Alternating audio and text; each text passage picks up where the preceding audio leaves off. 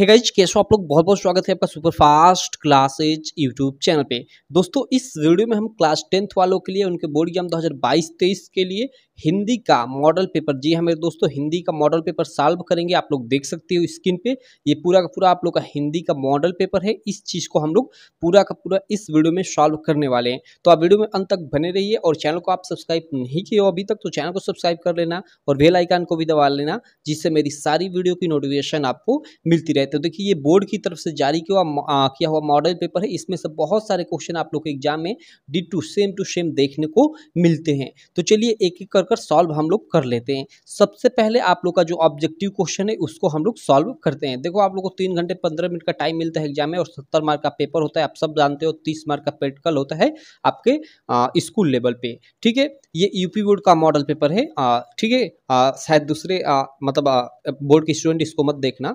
चलो इसको हम लोग सॉल्व करते हैं। जो पहला हम लोग का प्रश्न है, ठीक है, ये देखिए फर्स्ट प्रश्न का क कि निम्नलिखित में इसको ये कथन सही है उसे पहचान कर लिखिए। और फर्स्ट क्वेश्चन दिया है कि सरस्वती पत्रिका की संपादक महादेवी वर्मा जी है। तो भाई ये गलत है। सरस्वती पत्रिका की संपादक महादेवी वर्मा जी नहीं बल्कि प्रेमचंद जी हैं, ये सब लोग जानते हैं। ठीक है, क्या भूलू क्या याद करूँ, हरिवंश राय बच्चन की आत्मकथा है। देखो भाई, मैंने आपको बताया था ये सेकेंड वाला कथन सही है।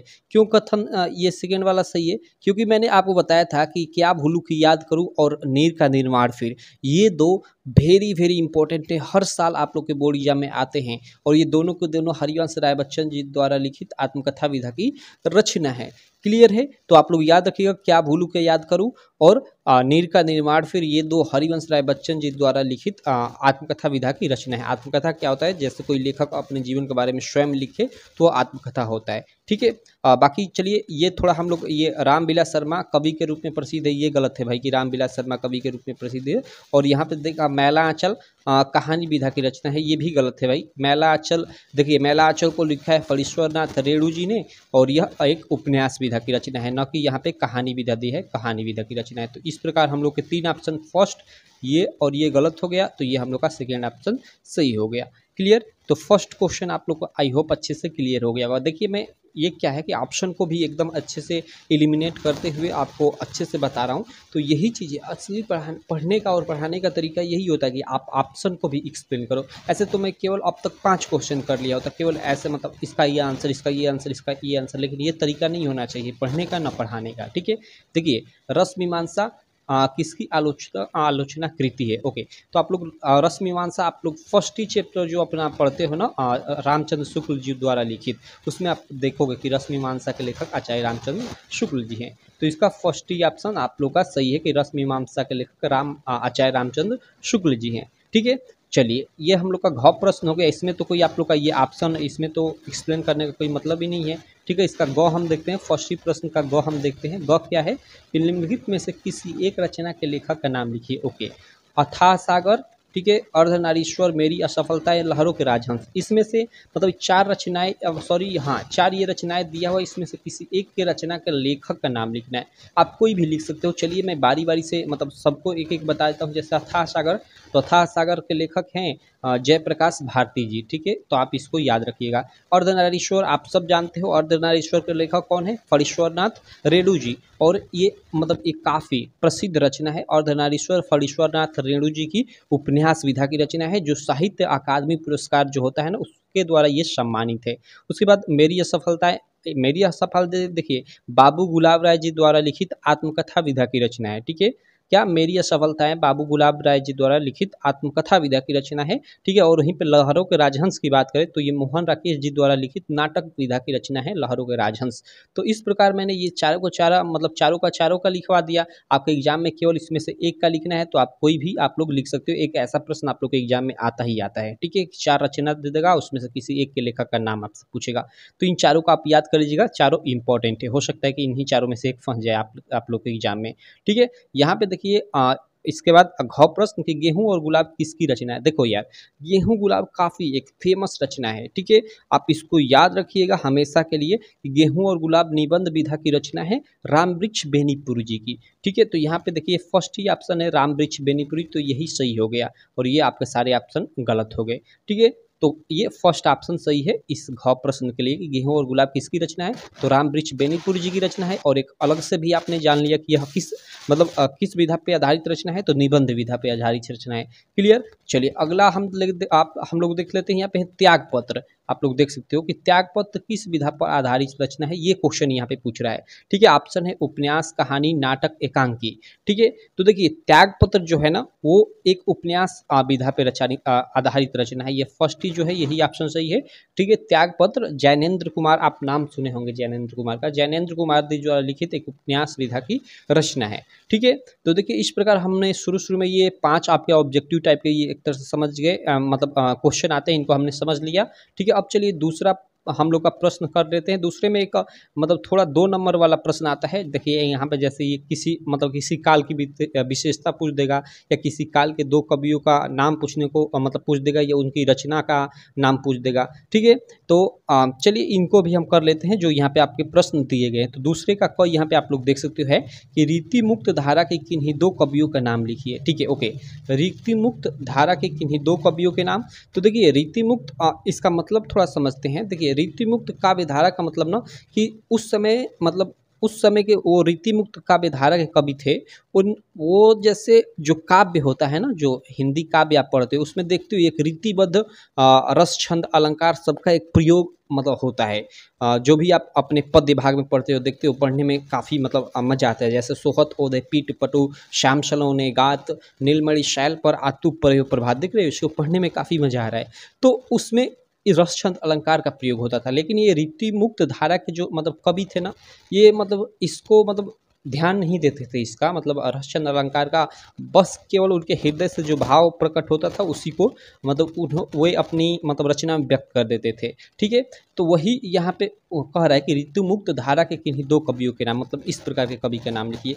तो इस प्रकार और 2 कवि का नाम लिखना है और 2 मार्क दोनों का 1-1 मिलेगा। तो इसमें 2 लिख लीजिए। फर्स्ट में आप लोग लिख लीजिएगा घनानंद, मैं लिख देता हूँ घनानंद, और सेकेंड आप लोग लिख दीजिएगा शेख आलम, शेख आलम। ठीक है, ये 2 रीति मुक्त धारा के मतलब लेखक हैं। आप लोग लेखक नहीं मतलब रचयिता हम बोल सकते हैं, क्योंकि काव्य में ये मतलब अपनी रचना करते थे। ठीक है, तो ये 2 लोग हैं, इनको आप लोग याद रखना। ओके, चलो हम लोग इसके अलावा अगला प्रश्न देख लेते हैं। ठीक है, अगला प्रश्न यहाँ पे क के बाद ख। ठीक है, कि छायावाद की 2 प्रवृत्तियों का उल्लेख कीजिए, यानी छायावाद की 2 विशेषताएं हमें बताना है। सबसे पहले तो छायावादी कवि कौन कौन से भाई, तो देखो जयशंकर प्रसाद, सुमित्रा नंदन त्रिपाठी, उसके अलावा महादेवी वर्मा, ये सब छायावादी मतलब कवि हैं। ठीक है, छायावादी लेखक है सब। तो यहाँ पे देखिए हमें बोल रहा है कि छायावाद की 2 प्रमुख विशेषता, मतलब हमें विशेषता बताना है कि क्या थी। प्रवृत्ति मीन्स वही विशेषता। ठीक है, तो देखो मैं 2-3 बता देता हूँ, 2 तो लिखना ही, मैं 3 बता देता हूँ। सबसे पहला मतलब कल्पना की प्रधानता। क्या? कल्पना की प्रधानता, इस चीज़ को आप लोग लिखते जाओ, प्रधानता। ठीक है, कल्पना की प्रधानता कहने से मतलब ये है कि मतलब उस समय के जो काव्य थे उनकी रचना मतलब कल्पना बेस पे काफ़ी ज़्यादा की जाती थी। ठीक है, उसके अलावा मतलब उसमें रियलिटी को ज़्यादा मतलब पकड़कर कल्पना कर काफ़ी सारी रचनाएं की जाती थी। तो फर्स्ट कल्पना की प्रधानता। सेकंड आप लोग लिख दीजिएगा, सेकंड प्रकृति का मानवीयकरण, प्रकृति का मानवीयकरण। चलिए आप लोग लिख लीजिएगा, प्रकृति का मानवीयकरण। मतलब इसमें क्या था कि प्रकृति को एज अ सजीव मतलब वस्तु की तरह ट्रीट कर उस पे रचना की जाती थी। तो इसी की विशेषता हो गई प्रकृति का मानवीयकरण, सेकेंड। और थर्ड आप लोग लिख दीजिएगा कि राष्ट्र प्रेम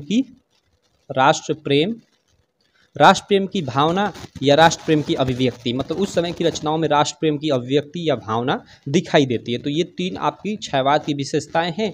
केवल 2 लिखने को आता है आपके एग्जाम में, तो आप लिख दीजिएगा, मैंने बता दिया सब के सब। चलिए अगली रचना, यहाँ पे देखिए जो अगला क्वेश्चन है कि उत्तरायण कृति के रचनाकार का नाम लिखिए। ठीक है, ये उत्तरायण जो कृति है इसके रचना का नाम लिखना है। भैया ये तो मुझे नहीं मालूम, ठीक है, मुझे ये याद नहीं है। आप इसको देख लीजिएगा। ये 1 नंबर में ये प्रश्न है, आप थोड़ा इसको सर्च कर लीजिएगा, ये अपनी बुक में खोज लीजिएगा उत्तरायण कृति के रचनाकार कौन है। ठीक है, चलिए मैं अगला प्रश्न कर देता हूँ यहाँ पे। ये उसके बाद ये थर्ड प्रश्न ना एक हम लोग का गद्यांश आ जाता है, गद्यांश संबंधित, और इसमें एक गद्यांश दे देता है। और देखिए यहाँ पे, और इसमें ऑप्शन होता है 2, मतलब तीसरे प्रश्न में क और ख 2 चीज़ें होती हैं, और आप क करिए या ख कीजिए।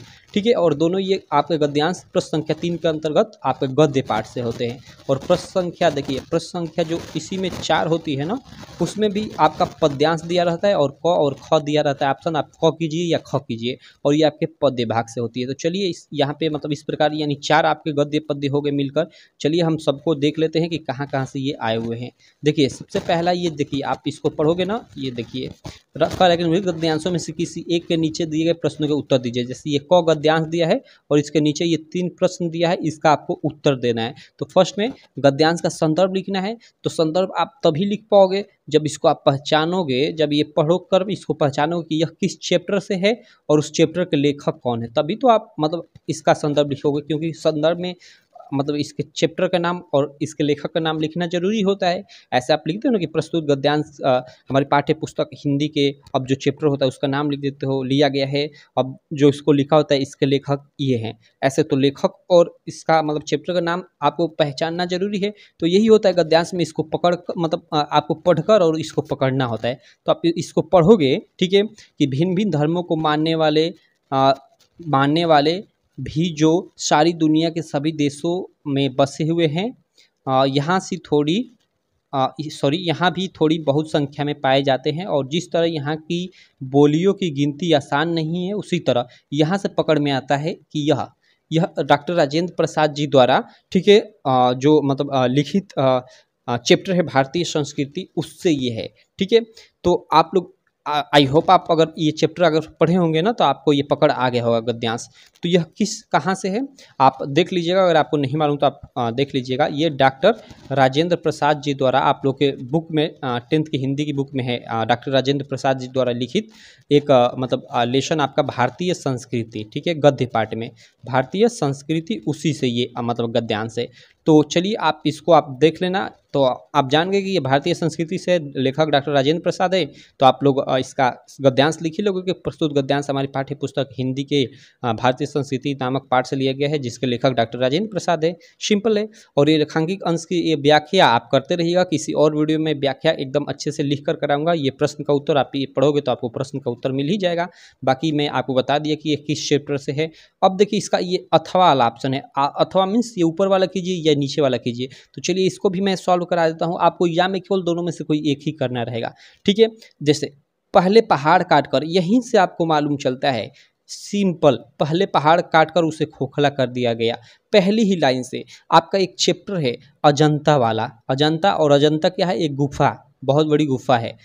तो यहीं से पहाड़ काटकर, तो यहीं से पता चलता है कि ये अजंता चैप्टर से है। देखिए ये हमने पढ़ रखा है सारा, मैं खुद यूपी बोर्ड से पढ़ा हूँ। ठीक है, यूपी बोर्ड का स्टूडेंट हूँ और कई सालों से ऐसे पढ़ा भी रहा हूँ ना, तो हम लोग को ये फटाक से मालूम चल जाता है। शायद थोड़ा आपको मतलब टाइम लगे इसको पकड़ने में। ठीक है, तो इसका सबसे अच्छा यही तरीका है कि आप हिंदी की जो बुक है ना, उसको आप किसी भी कोचिंग या स्कूल में पढ़ते हो या खुद स्वयं, ठीक है, जो चैप्टर्स हैं हिंदी के, उनको एक एक बार खुद आप स्वयं एक एक बार एक एक लाइन आप पढ़कर उसको अपने मन से समझने की कोशिश करिएगा। ठीक है, तो ये है आपका ये वाला सेकंड, इसमें ये आप लोग का ना जो अजंता वाला है, जिसको लिखा है भगवत शरण उपाध्याय जी ने, अजंता वाला लेसन आप लोग गद्य पाठ में उससे लिया गया है। तो आप लोग इसका संदर्भ लिख ही लोगे कि प्रस्तुत गद्यांश हमारी पाठ्य पुस्तक हिंदी के अजंता नामक पाठ से लिया गया है, जिसके लेखक भगवत शरण उपाध्याय हैं। ऐसे, और ये रेखांकित अंश की व्याख्या, इसमें जो ये रेखांकित अंश की व्याख्या इसको आप कर दीजिएगा। इसका गद्य वाला तो आसान ही होता है व्याख्या, पद्य वाला थोड़ा भारी होता है क्योंकि उसका अर्थ भी जानना होता है।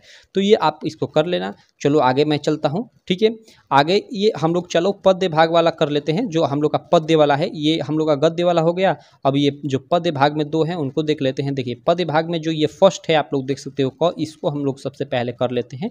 देखो यहाँ पे, निर्भय स्वागत करो मृत्यु का, मृत्यु एक है विश्राम स्थल, जीव जहाँ से फिर चलता है, धारण कर नवजीवन मंडल।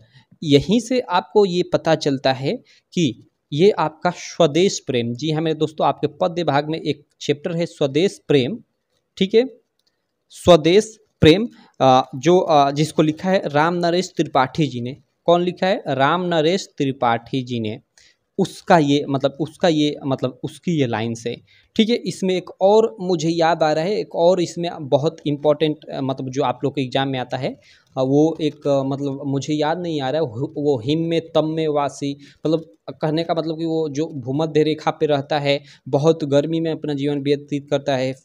ये आप अगर ये चैप्टर पढ़े होंगे तो ये जो मैं लाइनें बोल रहा हूँ आपको याद आ रहा होगा कि ये स्वदेश प्रेम चैप्टर से ही ये भी लाइनें हैं। ठीक है, तो ये काफ़ी इंपॉर्टेंट चैप्टर है ये आपके पद्य भाग में, इसको आप लोग अच्छे से पूरा का पूरा पढ़िएगा। ठीक है, तो ये जो पद्य है ना, आप ये पद्य की जो लाइनें हैं, ये आप लोग की जो राम नरेश त्रिपाठी जी द्वारा लिखित एक चैप्टर है आप लोग का स्वदेश प्रेम, उससे ली गई है। ठीक है, तो आप इसका संदर्भ व्याख्या लिखते रहिएगा, मैं बता दे रहा हूँ यहाँ पे। और यहाँ पे ये अथवा का भी ऑप्शन है, और यहाँ पे एक और दिया है, आप लोग देख सकते हो, ये सुनि सुंदर बैन सुधा रससाने, सयानी है जानकी जानी भाली, जानी भली, तिरछे करी नैन दय सैन तिन्हे समझाए, कछु मुस्काए चली। ये और देखिए यहाँ पे तुलसी, यहाँ पे देखिए, यहाँ पे अगर कुछ नहीं मालूम आपको चल रहा है तो यहाँ पे तुलसी देखिए नाम आ गया, आपका तुलसीदास जी का कोई चैप्टर है पद्य भाग में, इससे अंदाज़ा लगा सकते हो उसका होगा। तो तुलसीदास में कौन सा चैप्टर है, तुलसीदास का कौन सा चैप्टर है? तो धनुष भंग, आप एक ही चैप्टर है ये उनका, आप जानते ही हो। तो ये जो पद्यांश है, ये धनुष भंग आपका किससे? धनुष भंग से लिया गया है। ठीक है, तो इसका संदर्भ और व्याख्या करते रहिएगा। चलिए मैं आगे चलता हूँ। आगे हम लोग का प्रश्न संख्या 5 है। इसमें आप लोग को गद्य पाठ से यहाँ पे 3 ऑप्शन दिया है। लेखकों का जीवन परिचय आपको लिखना है, उनकी एक रचना का नाम लिखना है। तो आप आचार्य रामचंद्र शुक्ल का मैं बार बार बता रहा हूँ, और जयशंकर प्रसाद का, और लिखवा भी दिया हूँ। इन दोनों का आप लोग याद कर लीजिएगा, हर साल ये आता है यार, हर साल आता है। और इनकी सारी रचनाओं का एक एक रचना यहाँ पे बोला है, लेकिन आप सारी रचनाएं इनकी याद कर लीजिएगा, आचार्य रामचंद्र शुक्ल और जयशंकर प्रसाद की। अब मैं बता देता हूँ, देखिए आचार्य रामचंद्र शुक्ल की तो रस मीमांसा है, और जयशंकर प्रसाद जी की तो बहुत सारी रचना है, अस्कंद उपचंद ध्रुव स्वामिनी, बहुत सारी रचनाएं हैं, तो आप याद कर लीजिएगा। उसी प्रकार ये पद्य भाग में पद्य भाग से भी आप लोग का जीवन परिचय लिखने को आता है। तो इसमें देखिए पद्य भाग में आप लोग के इसमें 3 ये ऑप्शन दिया है, मैंने आपको बता दिया है, महादेवी वर्मा जी का, और लिखवा भी दिया है इनका जीवन परिचय। तो आप महादेवी वर्मा जी का जीवन परिचय याद कर लीजिएगा। और एक नीचे ये दिया है सूरदास या तुलसीदास, आप किन्हीं इन दोनों में से एक या दोनों का याद कर लीजिएगा, आपके एग्जाम में फंस जाएगा। और इनकी एक रचना का नाम, तो महादेवी वर्मा की एक रचना का नाम यामा है भाई। ठीक है, तो आप लोग इस प्रकार ये जीवन परिचय याद कर लीजिएगा। ठीक है, तो इस प्रकार हमने कितने पूरे के पूरे 5 प्रश्न, जी हाँ मेरे दोस्तों, पूरे के पूरे 5 प्रश्नों को पूरे एक्सप्लेनेशन के साथ सॉल्व कर लिया है। बाकी ये आगे आप करते रहिएगा, बाकी मैं आपको आगे भी करा दूंगा। और यहाँ देखिए निश्चित होता है, एक आप लोग का 2 नंबर का पोएम होता है जो निश्चित होता है। तो आप 2 लाइन का एक पोएम, या जिसको आप हिंदी में क्या कहोगे उसको, कविता, कविता तो नहीं कहेंगे, चलिए पोएम ही मैं बोल देता हूँ। 2 लाइन का पोएम याद करिएगा, पीछे आपके हिंदी संस्कृत में होता है। ठीक है, उसके अलावा यहाँ पे ये चीज़ें निश्चित होती है, मैं कई बार बता चुका हूँ। ये जिसमें आपका करुण रस और हास्य रस से ही प्रश्न आता है हर साल। उपमा, रूपक अथवा उत्प्रेक्षा अलंकार, इन्हीं तीनों अलंकार से आता है। और छंद में रोला और सोठा आता है। तो ये तो चीज़ें निश्चित होती हैं। उसके अलावा ये आप लोग का उपसर्ग, प्रत्यय, ये सब मैं करा चुका हूँ। ठीक है, तो आप चैनल पर जाकर इन सबको देख लीजिएगा। बाकी मैं एक बार और इसको सॉल्व करा दूंगा 5वें प्रश्न के बाद, इस 6वें से स्टार्ट करके। ठीक है, अभी इस वीडियो में हम लोग केवल 5 प्रश्न रहने देते हैं। ठीक है, मैं आशा करता हूँ ये वीडियो आपको काफ़ी अच्छी लगी होगी। वीडियो अच्छी लगी तो यार चैनल को सब्सक्राइब करना, वीडियो को लाइक करना, और अपने सारे दोस्तों में, जी हमें दोस्त, अपने सारे दोस्तों में इस वीडियो को शेयर करना बिल्कुल मत भूलना। तो चलिए मैं मिलता हूँ आपसे नेक्स्ट वीडियो में, तब तक के लिए थैंक यू।